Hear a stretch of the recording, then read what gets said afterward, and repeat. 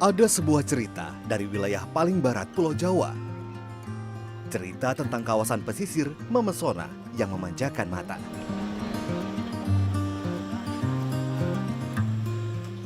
Geliat wisata yang menopang kehidupan warga. Ada pula mereka yang bergantung pada hasil alam.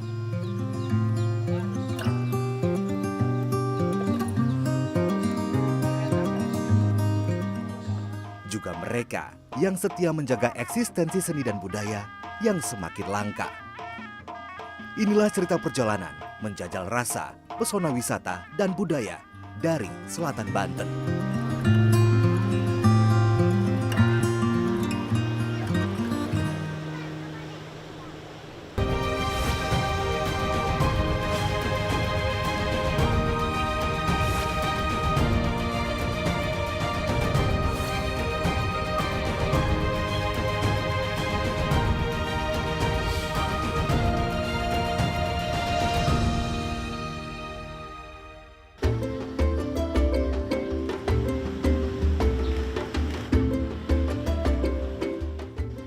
Sudah menjadi pemandangan biasa, jembatan kecil sepanjang 35 meter ini dilintasi oleh sepeda motor yang hilir mudik mengangkut penumpang.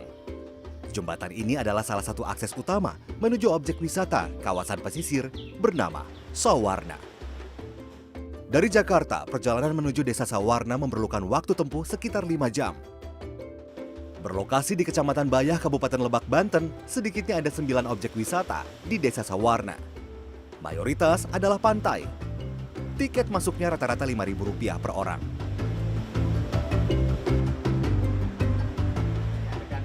Ojek menjadi moda transportasi andalan ketika berwisata ke Sawarna. Bersiaplah merogoh kocek lebih dalam jika ingin menjelajahi banyak pantai di desa ini. Punten Kang, ke pantai seberapa? Ke pantai itu Biasanya seberapa? 15.000. 15.000. Iya. PP. Enggak. Enggak. PP 30. PP 30. Iya. Itu tuh ke pantai Pasir Putih Unggul atau ke Enggak, ke Tanjung Layar. Tanjung Layar? Iya, Tanjung Layar. Bisa seberapa lokasi Om kalau segitu? Itu kalau 30 itu satu lokasi. Satu lokasi. Iya. 30. Ini sami, akang seberapa Kang mun ke Pasir Putih? Sami. Sami. Ya, kan bensin naik. Jadi hidup tenaga bensin deh. Jadi apa satu naik. Jadi pantai mau bestek. Naik ke nomor semua. Tapi lamun kalau mau ke pantai ada 3 misalkan bisa dipaketin atau kumaha. Biasanya seberapa? Tergantung orangnya sih, kadang ada yang 150, kadang ya kalau mepet-mepet banget 80 juga bisa. Itu tuh bisa ada jam-jamannya tuh. Hah? Kalau untuk yang main sih, mah jadi bukan kita yang ngatur waktu mah. Yang main yang Iya. Jadi kalau nganterin 10.000 tuh bisa. Karena bensin naik. Suruh turunin dulu ininya ke pemerintahnya bensinnya biar nanti turun lagi ongkos ojek juga. Iya. Nuhun Kang. Nah, jadi kalau mau liburan ke pantai-pantai di Sawarna, kita harus cerdas menawar tarif ojek. Karena harga atau tarif ojek ini ditentukan oleh kesepakatan antara pengemudi ojek dengan wisatawan. Ini pun harganya tergantung loh. Kalau paket pun bisa, misalkan tergantung dengan durasi berapa lama ada di pantai, apakah pengemudi ojek yang menunggu kita atau tidak, atau banyaknya destinasi yang ditentukan. Karena kalau misalnya kita ke 3 pantai, misalkan ini harganya bisa lebih besar lagi. Jadi ini worth it nggak sebenarnya? Kita lihat ya. Saya menyewa ojek yang dikemudikan Dadang menuju 3 pantai dengan biaya Rp100.000. Setiap bulan, rata-rata Dadang memperoleh penghasilan 1,5 hingga 3,5 juta rupiah dari profesinya menjadi pengemudi ojek di Sawarna. Nah Kang, ini kan tukang ojek ini banyak nih. Iya, Suka rebutan nggak kalau dapat penumpang nih? ya kalau untuk penumpang, kita siapa yang duluan nanya, itu mesti sama dia ditariknya. Kalau belakangan paling sisa yang orang depan udah nanya duluan, baru sisanya itu buat yang belakang. Rata-rata akan kasih ke wisatawan berapa nih kalau nganter ke Sawarna? Oh, kalau untuk ke Sawarna rata-rata 25 bolak-balik ya. 25.000. 25.000 bolak-balik, terus Kalau untuk paket keliling 120 itu ditungguin ya. Tapi kalau misalkan nanti ojek ditiadakan, ada akses mobil masuk, Akang setuju nggak? Ya setuju aja. Kenapa? Kenapa? Soalnya kalau misalnya nggak setuju, kita bagaimana untuk majunya wisata Sawarna gitu. Keberadaan ojek pengantar wisatawan di Sawarna bagai buah simalakama. Di satu sisi, kehadiran ojek mempermudah mobilitas wisatawan seperti saya untuk menuju pantai-pantai di Sawarna. Apalagi, jalur yang tersedia terbilang sempit dan berkelok. Namun di sisi lain, menggunakan ojek saat berwisata di Sawarna membuat wisatawan perlu menyiapkan biaya lebih besar, terutama bagi mereka yang berbudget kecil. Lalu apa alasan pengelola wisata tak menyediakan akses masuk kendaraan roda 4 menuju pantai di Sawarna? Intinya pro kontra udah pasti ada ya. Intinya pasti ada yang sebagian mengharapkan mobil wisatawan itu masuk ke dalam, ada yang mengharapkan mereka tetap parkir di depan. Itu artinya kami dari penggerak wisata juga ini lagi mempertimbangkan hal semacam itu. Ada alternatif bagi Anda yang tak ingin mengeluarkan banyak biaya ojek ketika berwisata ke Sawarna. Menginaplah di homestay-homestay yang tersedia, sehingga Anda bisa berjalan kaki menuju berbagai lokasi wisata. Jadi di Desa Sawarna ini ada lebih dari 75 homestay. Nah ini harga sewanya berkisar antara Rp400.000, ada juga yang 1,2 juta rupiah. Tapi harga ini tergantung dengan okupansi atau tingkat hunian homestay yang ada di sini ya. Jadi ketika peak season atau musim liburan tiba, harga homestay bisa lebih mahal. Tapi kalau sedang sepi wisatawan atau pengunjung, homestay bisa kurang. Destinasi pertama saya di Sawarna adalah Pantai Pasir Putih. Sekitar 600 meter dari pintu masuk. Bergaris pantai sepanjang sekitar 1 km, pantai ini cocok dikunjungi oleh wisatawan yang ingin bersantai, menikmati lembutnya pasir putih. Orang tua wajib mengawasi anak saat berenang di pantai ini karena ombak yang cukup besar. Kang, ini yang menjadi pertanyaan besar nih ya, supaya orang tidak ragu untuk wisata ke Pantai Sawarna. Bayah ini kan dikenal sebagai wilayah yang rawan gempa bumi, potensi tsunami-nya cukup besar, begitu antisipasi yang dilakukan oleh pengelola wisata seperti apa? Sebenarnya kita udah siapkan beberapa titik kantong evakuasi ya. Di antaranya di sini kan alur dari tempat wisata ini dikelilingi oleh beberapa bukit. Di sini juga ada satu bukit di mana wisatawan apabila terjadi bencana semacam tsunami, itu mereka udah bisa lari ke arah-arah perbukitan. Nanti siapa yang akan memperingati wisatawan nih? Biasanya kita kalau misalkan terjadi tsunami, kita udah bergabung ada di grup yang namanya grup BPBD dan bagian-bagian informasi terkait bencana tersebut. Dan juga di sini juga kita biasa warning di pos lifeguard juga. Itu bisa dipergunakan di situ juga dan di masjid-masjid yang terdekat Dengan pengeras suara. Dengan pengeras suara. Jadi sudah ada pelatihan mungkin atau seperti apa? Iya, seperti itulah kita selalu continue pelatihan di mana kalau misalkan ini terjadi bencana kita antisipasinya begitu. Tapi selalu ada tim rescue ya di area pesisir pantai ini ya? Selalu setiap hari kita pasang dari pengelola juga pasang penyelamat balawista juga di sini. Yang ini jangan terlewatkan, Pantai Tanjung Layar. Pantai dengan 2 batu karang ini menjadi ikon wisata di Desa Sawarna. Cocok bagi Anda yang ingin berburu spot untuk berfoto. 2 batu karang ini mitosnya adalah perwujudan dari layar perahu Sangkuriang, sebuah legenda yang cukup populer di Jawa Barat. Tapi berdasarkan sejumlah penelitian, batu karang ini tersusun dari batuan sedimen, yaitu ada breksi, ada tuflapili, dan juga ada batu pasir. Usianya ini lebih dari 20 juta tahun. Nah, karang-karang di sekitarnya juga menarik dan indah sekali karena permukaannya dibentuk oleh hempasan ombak di pantai ini. Ingin menikmati suasana pantai yang lebih tenang dan lengang, Legon Pari bisa menjadi pilihan ketika Anda berwisata ke Sawarna. Bahkan Anda bisa bermalam di pesisir pantai dengan tenda. Pilih ke Sawarna karena rumahku di Bogor juga, jadi dekat, perjalanan sekitar 5-6 jam. Terus pilih ke Legon Pari ini karena tempatnya sepi, jadi lebih enak buat camping, nggak ada gangguan dari turis lain. Terus lebih nyaman juga buat bakar-bakar, nggak ada yang ganggu juga gitu kan. Sawarna telah menjadi objek wisata sejak tahun 1995. Jauh sebelumnya, Desa Sawarna adalah kawasan perkebunan kelapa sawit.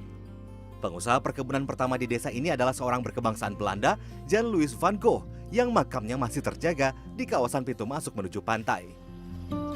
Jan Louis van Gogh adalah seorang Belanda yang dikirimkan ke Sawarna bersama-sama dengan pamannya, John van Gogh, yang menjadi manajer perkebunan Cibadak, Sinagar, Sukabumi. Dia dikirimkan ke sini menjadi manajer perkebunan di sini dengan membawa beberapa tenaga kerja dari luar daerah. Jadi dulu ini adalah perkebunan iya, kelapa. iya, perkebunan kelapa Belanda. Karena ini dulu kan bibit-bibit kelapa ini dari Sulawesi bawa ke sini sebagai bibit unggul ya. Kemudian wafat di sini. Dia wafat di sini pada tahun 1930 tanggal 29 Maret ya. Dalam artian dia usia 30. Wafat karena Dia terkena penyakit malaria. jadi penyebutan Sawarna ada makna tersendiri atau? Ada beberapa bahasa atau sebutan dari masyarakat. Pertama, Sawarna itu dari bahasa Sangsakerta. Swarna artinya emas. Kedua ada Sorana, Swarna kemana-mana, akan terkenal kemana-mana gitu. Ketiga, Sawarna ini dulu dari sepanjang sungai Cisawarna sampai ke atas. Ini warga masyarakatnya punya penyakit hapur. Ya, putih semua. Kulit begitu ya. Dihuni oleh 1.370 keluarga, Sawarna kini menjadi desa wisata penopang kehidupan warganya. Sesuai dengan namanya, Sawarna yang berarti satu warna. Desa ini memberikan warna tersendiri di Banten Selatan dengan garis pantainya yang memesona.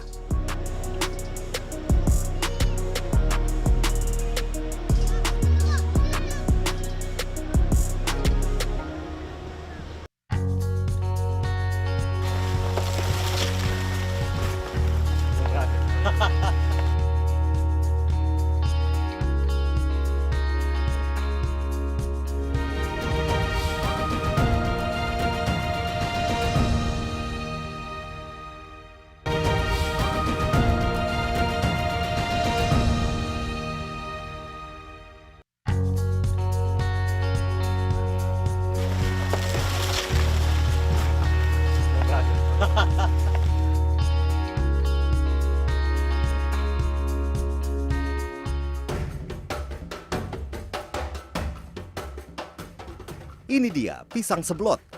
Jenis pisang yang digunakan oleh warga sebagai bahan baku pembuatan sale. Sekilas bentuknya mirip pisang kepok siam. Kali ini saya akan melihat bagaimana warga desa Cilograng mengolahnya menjadi sale. Kang, jadi yang cocok dijadiin sale itu yang kayak gimana usia pisangnya?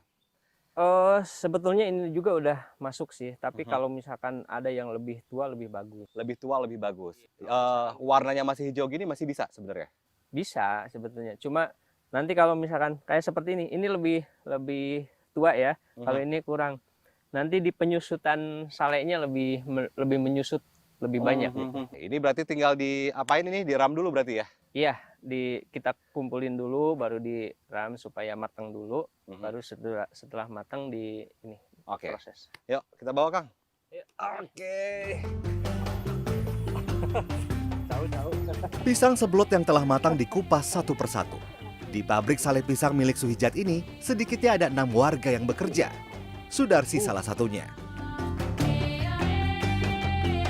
Bu, hari dinten nih setiap hari selain ngupasin pisang, Ibu apa Ke kerjanya? kebun. Buruh tani. Iya, Buruh tani kalau sehari dapat upah berapa, Bu? 70 70.000. sehari. Itu buat biaya anak-anak berapa? Muhun. 1 Sekolah masih. sekolah. Jadi lumayan buat biaya di rumah ya, Bu ya. Iya. Nah, kalau ngupas pisang gini, Ibu sehari dapat berapa, Bu?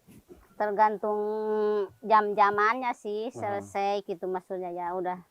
Kalau sampai Beres, siang misalkan atau pagi sampai siang, siang ngupasin pisang berapa, Atau Pak? 30 kadang. 30.000. Itu sehari ya. Iya. Nanti kalau pisangnya sedang Kan tidak ini ada, mah berarti 3 nggak ngupas. minggu sekali kan ngupasnya. Oh, buat nambah-nambah lumayan ya. Iya. Kalau semakin banyak laku di pasaran nih sale pisang ini semakin bisa menggerakkan perekonomian warga. Sale pisang adalah penganan khas Kabupaten Lebak, terutama di wilayah selatan Banten. Sedikitnya ada 23 pembuat sale pisang di Desa Cilograng.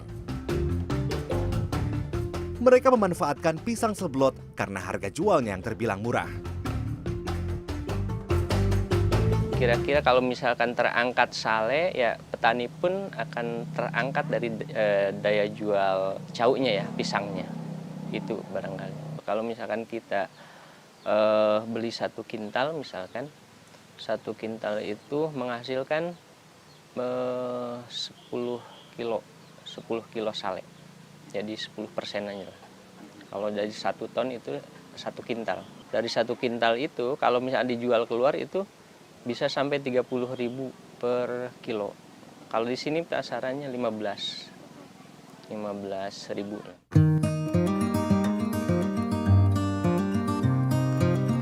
Pisang yang telah dikupas kemudian dijemur. Musim hujan menjadi kendala besar produksi sale pisang ini.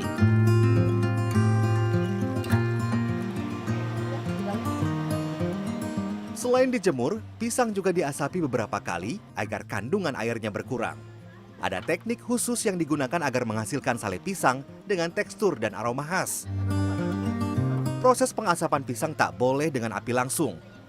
Kayu bakar yang digunakan pun tak sembarangan. Proses pengasapan biasanya dilakukan pada malam hari, sementara pagi hingga sore, sale tetap dijemur di bawah sinar matahari. Semuanya dilakukan secara tradisional, termasuk peralatan yang digunakan.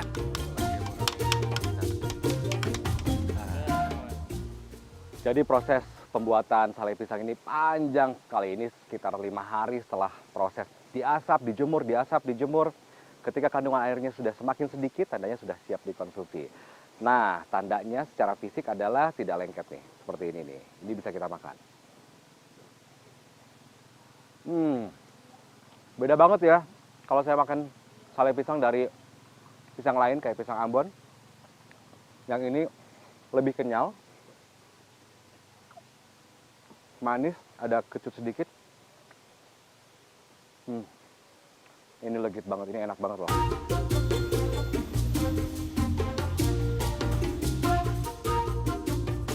Sale pisang kemudian dipipihkan. Meski dikenal sebagai makanan khas Banten, sale pisang seblot masih luput dari perhatian pemerintah, terutama dalam hal promosi dan pemasaran. Selain pemasaran, pengembangan produk sale pisang juga masih terkendala permodalan. Sayangnya, belum ada kelompok usaha sale pisang di Desa Cilograng. Padahal, sale pisang seblot berpotensi besar untuk dikembangkan di desa ini. Kami membuat kepada masyarakat untuk membuat kelompok usaha yang insya Allah kami dari pemerintahan desa, kalaupun memang sudah terbentuk sebuah kelompok, sedikit banyak akan membantu dari pemerintahan desa, baik itu anggaran dari desa dan mungkin akan diajukan ke kabupaten atau ke yang lain.